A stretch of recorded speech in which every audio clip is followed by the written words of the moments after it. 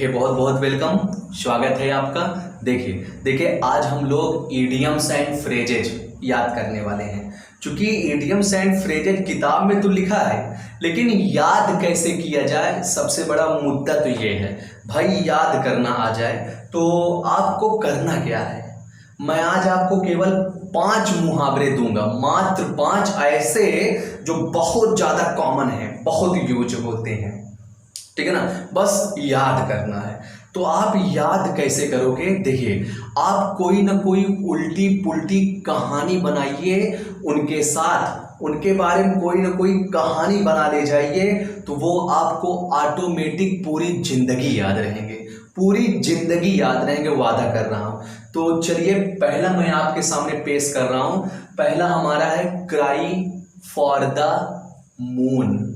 अब इसके बारे में पहले तो आप तोड़ तोड़ के इसकी हिंदी सुन लीजिए। क्राई मतलब हो गया चिल्लाना, फॉर द मून मतलब चांद के लिए। तो इसकी हिंदी समझ में आ रही है कि चंद्रमा के लिए चिल्लाना। अब ये तो इसकी शुद्ध हिंदी तो है नहीं, ये तो मुहावरा है, इसकी डीपली हिंदी याद करनी है। तो इसकी कहानी उल्टी पुल्टी पहले कोई ना कोई खेल कूद हम लोग कर लेंगे तो तुरंत याद हो जाएगा। क्राई फॉर द मून मतलब मैंने क्या समझा है इसके बारे में उल्टा सीधा तरीका से, कि चंद्रमा के लिए चिल्लाना। अब इसकी कहानी ये समझ में आ रही है मुझको, तो आप भी ऐसे समझिएगा कि अगर कोई इंसान चंद्रमा के लिए चिल्ला रहा है, अगर कोई इंसान चंद्रमा को मांग रहा है, तो क्या चंद्रमा उसके पास आ जाएगा? आप खुद ही इस मुहावरे को समझिए कि कोई इंसान चंद्रमा को मांग रहा है, चिल्ला रहा है हमको चंद्रमा चाहिए, तो क्या उसको मिल जाएगा? नहीं मिलेगा। तो इससे इसकी शुद्ध हिंदी ये समझ में आती है, वो इंसान असंभव वस्तु की उम्मीद कर रहा है। तो भैया क्राई फॉर द मून इसकी शुद्ध हिंदी ये होती है असंभव वस्तु की आशा करना। तो अब आप इसको ऐसे कहानी की तरह याद करेंगे अगर, तो आपको आजीवन याद रहेगा, ठीक है ना। देखिए अब अगला आपके सामने है लेम एक्सक्यूज। ये भी बहुत कॉमन है, बहुत ज्यादा यूज हुआ है।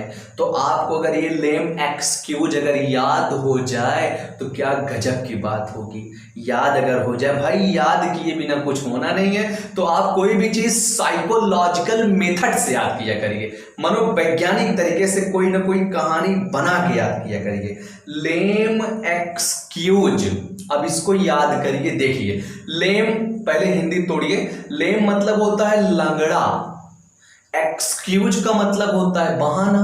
तो अब इससे एक कहानी ये मेरे दिमाग में आ रही है, मैंने तो यही कहानी बनाया, आप भी बनाइएगा। मेरे दिमाग में ये याद आ रहा है कि कोई एक इंसान है, लंगड़ा बनने का बहाना कर रहा है, मतलब कि कहीं जॉब वॉब करता है, कहीं कुछ ना कुछ करता है, वहां लेट आया, वहां लेट से पहुंचा तो झूठे कह रहा है कि मेरे चोट लग गया था। तो झूठा ही बहाना दिखा रहा है, लंगड़े होने का बहाना दिखा रहा है। और भी बहुत लोग होते हैं पट्टी वगैरह बांध के कोई ना कोई झूठा बहाना जरूर दिखाते हैं। तो भैया lame excuse, lame excuse, lame excuse की हिंदी होती है झूठा बहाना। जो लोग झूठे बहाना बना लेते हैं। तो हमारा ये दूसरा मुहावरा क्लियर हुआ। पहला क्या था? Cry for the moon, cry for the moon जिसकी हिंदी मैंने बताया असंभव वस्तु की आशा करना। दूसरा हमारा हो गया लेम एक्सक्यूज, मीन्स झूठा बहाना। चलिए तीसरे पे जाया जाए। देखिए तीसरा हमारा है ए वाइट एलिफेंट, बहुत ही प्रचलित मुहावरा है। अब इसकी हिंदी एक सफेद हाथी लिख के मत चले आना अगर ये मुहावरा पूछा गया है। आपको ये ऐसे तरीके से याद करना है कि पूरी जिंदगी याद रहे। अ वाइट एलिफेंट पे चलिए कहानी बनाया जाए, चर्चा किया जाए और इसको याद किया जाए।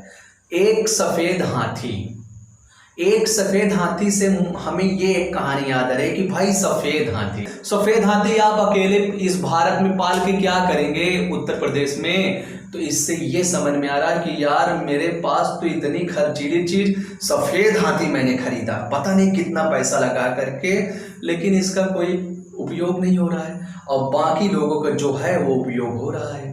आप कोई ऐसी चीज रख लिए हैं जिसका कोई महत्व ही नहीं है, ठीक है ना। भले इतनी महंगी खरीद ली है लेकिन आपके गांव में उसका कोई महत्व नहीं है। आपके गांव में सड़क नहीं है, आप हुंडई कार खरीद के रख लिए हैं। अरे भैया गांव में ट्रैक्टर चलती होगी आपके, तो आप हुंडई कार लेके क्या करेंगे, उसको रोड लड़ाए रहेंगे। तो इससे ये पता चल रहा है अ वाइट एलिफेंट मतलब बहुत खर्चीली लेकिन कम महत्व की। हिंदी पूरी जिंदगी आपको याद रहनी चाहिए, बहुत खर्चीली लेकिन कम महत्व की। Is that clear? चलिए अगले मुहावरे की ओर बढ़ते हैं। चलिए अगला मुहावरा है हमारा a snake in the grass. Okay, a snake in the grass. अब इसके बारे में तो थोड़ा बहुत समझ में आ रहा है, थोड़ा बहुत जो है कहानी डाल दीजिए। अ स्नेक एक सांप, इन द ग्रास घास में। अगर घास में कोई सांप है तो इसका मतलब ये है कि किसी भी समय एनी टाइम वो आपको काट सकता है, आपके लिए वो हानिकारक है वो चीज। तो इससे ये पता चल रहा है a snake in the grass.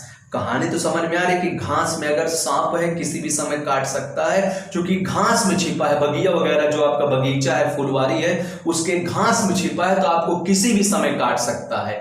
A snake in the grass, a snake in the grass से अब इसकी शुद्ध हिंदी ये होती है आस्तीन का सांप। मतलब आपके घर में ही कोई दुश्मन है, किसी भी समय आप पे हमला कर सकता है। तो हमारा ये वाला भी मुहावरा भैया क्लियर हो गया। चलिए एक और आ जाइए। देखिए एक आपके सामने और आ गया, ब्लॉक हेड। किसी का हेड ब्लॉक हो गया। अब आप किसी का हेड ब्लॉक हो गया, इसकी कहानी बनाइए। तो आपको इसकी शुद्ध हिंदी पता चल जाए कि पूरी जिंदगी याद रहे। कोई आपका मित्र है, उसका हेड पूरी तरह से ब्लॉक है, आप उसको कुछ भी सिखा डालो, पढ़ा डालो कि भैया ये चीज ये है, पहले चैप्टर का नाम ये है, गणित में ये है, विज्ञान में वो है, लेकिन उसका हेड पूरी तरह से ब्लॉक है। आप उसको कुछ भी समझा दो, आप उसको किसी भी तरह कुछ भी समझा दे रहे हैं, लेकिन उसका हेड ब्लॉक हो चुका है, उसके पल्ले नहीं पड़ता। भैंस के आगे बीन बजाए भैंस कड़ी पगुराए, वही वाली स्टाइल है उसके साथ। तो ब्लॉक हेड, उसका हेड ब्लॉक हो चुका है। तो हमने इतनी देर तक कहानी बनाई, इससे ये पता चल रहा है वो इंसान मूर्ख है, वो इंसान भैया मूर्ख है। तो मूर्ख की इंग्लिश आज नई पता चल गई, block head. Is that clear? हम लोग आज 5 कॉमन इडियम्स एंड फ्रेजेज हम लोगों ने सीखा। पहला हम लोगों का क्या था, क्राई फॉर द मून, चंद्रमा के लिए चिल्ला रहे हो, मतलब ये क्लियर हुआ असंभव वस्तु की आशा कर रहे हो आप। और अगला हमारा क्लियर हुआ लेम एक्सक्यूज, लंगड़े होने का बहाना कर रहे हो मतलब झूठ है, तो भैया झूठा बहाना। तीसरा हम लोगों का क्लियर हुआ व्हाइट एलिफेंट, इतनी महंगी चीज रख ली जिसका कोई काम ही नहीं है, सफेद हाथी पाल लिए कोई काम ही नहीं है, तो बहुत खर्चीली लेकिन कम महत्व की। अगला हम लोगों ने याद किया स्नेक इन द ग्रास, घास में सांप मतलब आस्तीन का सांप, कोई दुश्मन आपके घर में ही है। और लास्ट वाला ब्लॉक हेड, कितना भी समझा दीजिए उसका हेड ब्लॉक हो चुका है, तो भैया वो मूर्ख है। तो आज की हम लोगों की दिलचस्प टॉपिक थी, तो आप इसको कहानी के थ्रू याद करिए, उल्टी पुल्टी कोई भी कहानी, कोई खेल के तरीके याद करिए। जो चीज़ आप मनोवैज्ञानिक तरीके से याद करेंगे वो चीज़ आप पूरी जिंदगी नहीं भूलेंगे। तो all the best and take care.